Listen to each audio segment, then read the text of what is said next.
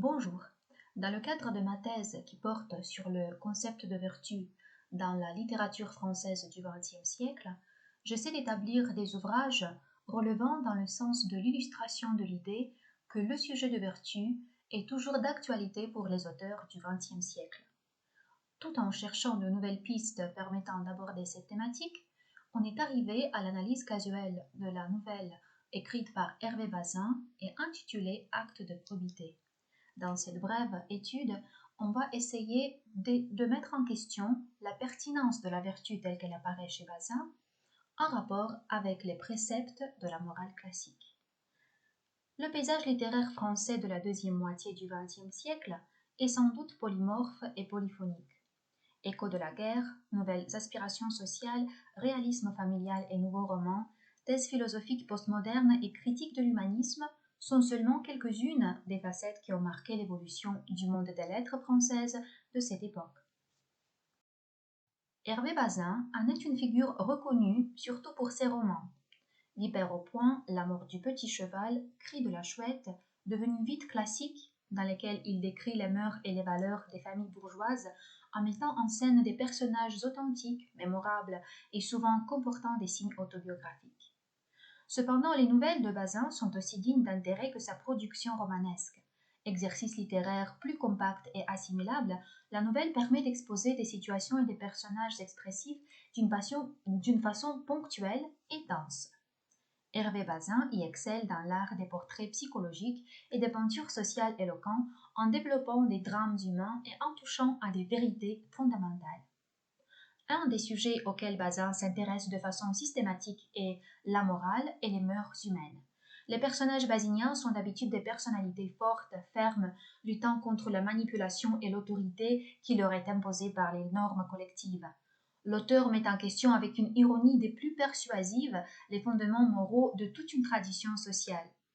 Avec le temps, ayant dépassé l'étape de révolte prononcée contre les circonstances hostiles du monde tyrannique, Bazin construit ses réflexions axiologiques sur les principes d'un stoïcisme individuel dont font preuve les personnages de ses nouvelles, ainsi que d'une capacité d'opposer aux circonstances exogènes souvent hostiles, de la bonhomie et de la simplicité.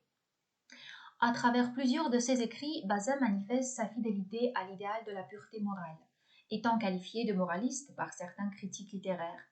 Loin de développer des théories morales compliquées, il transpose ses réflexions éthiques sur des héros ordinaires et des pratiques banales, en illustrant des leçons de vie qui problématisent les notions de bien, de valeur et de vertu. Cependant, la morale qui traverse les nouvelles de Bazin ne prétend pas dicter comment agir ou comment vivre. Les enchaînements des faits intrigants et les dénouements ironiques donnent à réfléchir et dirigent discrètement le lecteur vers des conclusions individuellement configurées. Une des nouvelles centrée sur les représentations de la morale bourgeoise, dévoilant les coulisses de ce modèle idéalisé de conscience et de comportement glorifié pendant des siècles, est la nouvelle Acte de probité, sortie pour la première fois dans le cadre du recueil Le Bureau des mariages en 1951. Ce récit à titre parlant relate l'histoire d'un cambrioleur de la périphérie de Paris, Gonzague Rabotin, qui, ayant trouvé dans la rue le portefeuille plein d'argent d'un bourgeois, le rend au propriétaire malgré ses poches vides et ses crédits épuisés. Le paradoxe et l'antithèse se trouvent à la base de cette histoire résumée avec emphase dans le titre emblématique. Un personnage a priori malhonnête, le malfaiteur et le fripon Gonzague Rabotin, devient le porte-parole de la conscience et l'incarnation de la droiture morale. Ni les circonstances, ni l'habitude criminelle ne peuvent pas étouffer le grain de vertu qui a germé dans l'âme du héros, qui, malgré son occupation blâmable, fait preuve de principes assez stricts. La morale intrinsèque pratiquée par Rabotin est sans doute loin des normes généralement reconnues du pathos de la morale dans son sens classique, tel qu'on la trouve dans l'article de Jaucourt dans l'Encyclopédie par exemple, qui parle de la morale en tant que science des mœurs, certains devoirs sans lesquels la société ne saurait se maintenir. Dans le cas de Rabotin, il s'agit d'un code de conduite construit strictement sur sa perception personnelle de ce qui est correct et fiable. À croire le titre de la nouvelle, la probité est à l'origine du mouvement de l'âme qui détermine le comportement de Rabotin dans la situation concrète avec le portefeuille trouvé. Mais en tant que vertu ouvertement incompatible avec son statut social, la probité n'apparaît pas par hasard dans cet aperçu ingénieux des extrêmes qui peuvent coexister dans une seule personne. Il serait pertinent de chercher quelques motivations purement pratiques à cet éveil inattendu de la vertu. Rabotin pourrait poursuivre un intérêt personnel en le voilant aux yeux des autres de cette façon. Mais dans ce cas, rendre un portefeuille plein d'argent à un inconnu n'est pas la démarche la plus évidente.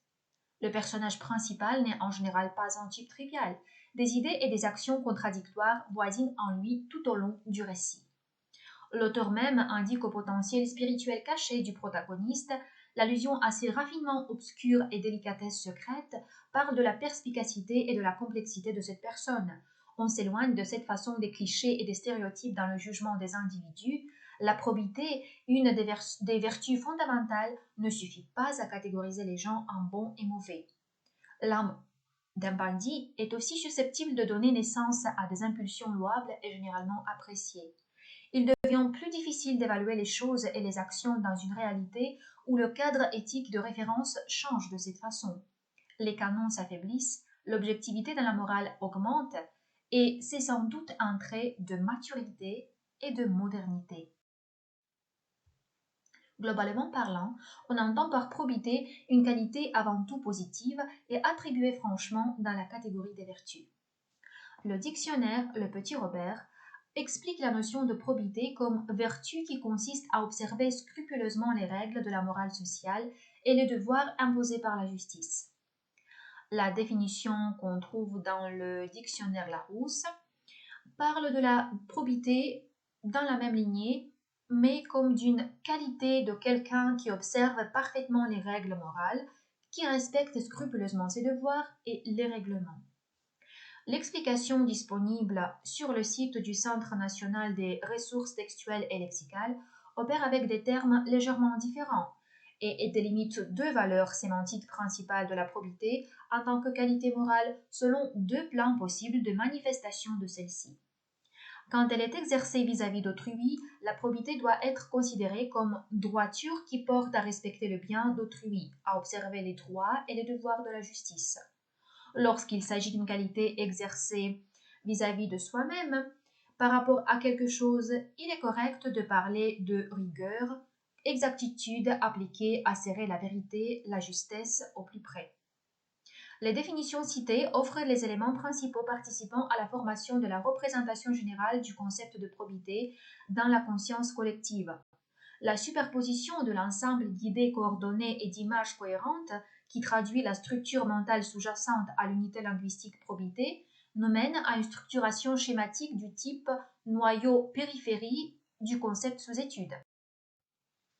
On placera au centre du schéma la synthèse des significations primaires et directement rapportée aux termes génériques qui se retrouvent dans la plupart de ces définitions lexicographiques et qui déterminent les points de départ de son interprétation. On délimitera également deux zones de périphérie qu'on appellera conventionnellement périphérie 1 et périphérie 2 et dont les éléments on tâchera de les établir suite à une analyse du contenu de la nouvelle. Une explication d'ensemble offrant un ancrage cognitif élémentaire à tout locuteur désirant actualiser le terme de probité dans une situation concrète serait qualité morale, vertu déterminant un comportement juste et honnête.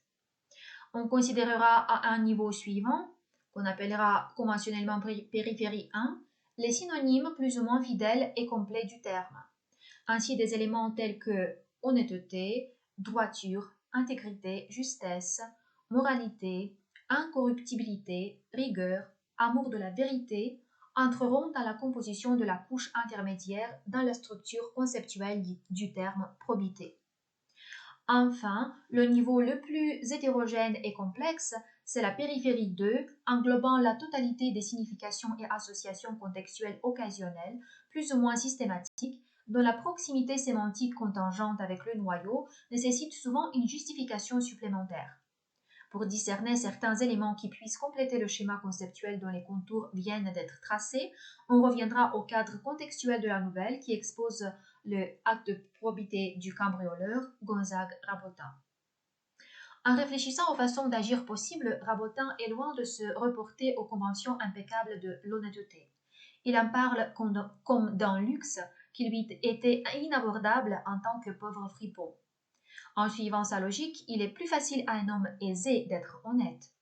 Tandis que lui, il devait trouver des arguments plus forts que sa faim, son instinct de survie, sa sagesse noire, le riche pouvait diriger toute sa puissance intellectuelle évolutive vers les préceptes élevés de l'idéal moral de comportement.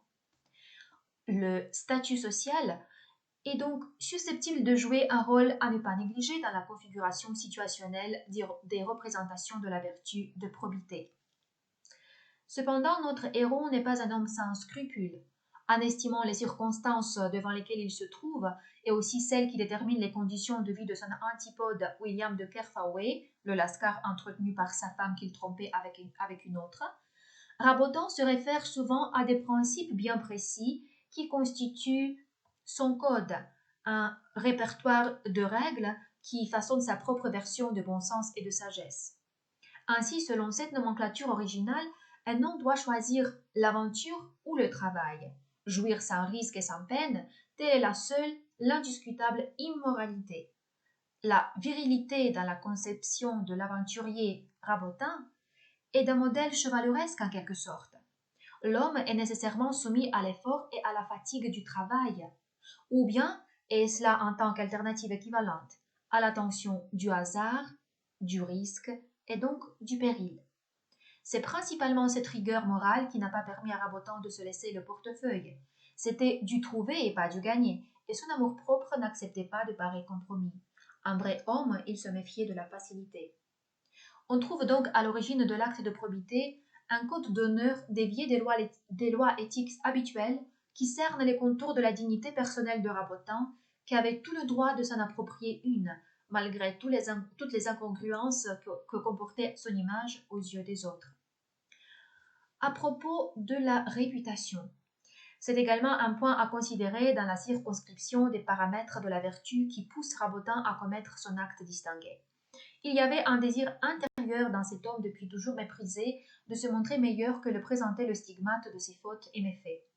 Son casier judiciaire ne valait pas plus en termes de représentativité que le col blanc immaculé de la chemise du bourgeois hypocrite et ingrat. Les deux symboles ne sont que des stéréotypes formels qui sont devenus des instruments de manipulation de l'opinion publique. L'idée d'inégalité des chances entre les gens condamnés à vivre et les grands de ce monde, même dans le domaine des mérites moraux, revient plusieurs fois au cours de la nouvelle. Ce rapport de force produit ses effets sur la transposition des principes de la théorie éthique en pratique. Les pauvres sont offerts à tous les vents, dans ce sens, tandis que la vertu des bourgeois s'arrête là où commence l'impunité. Le mépris et l'iniquité avec lesquels a été traité Rabotin dans ses meilleures dispositions par le gigolo Kerfaway et sa femme niaise ne pouvaient pas rester sans rétribution.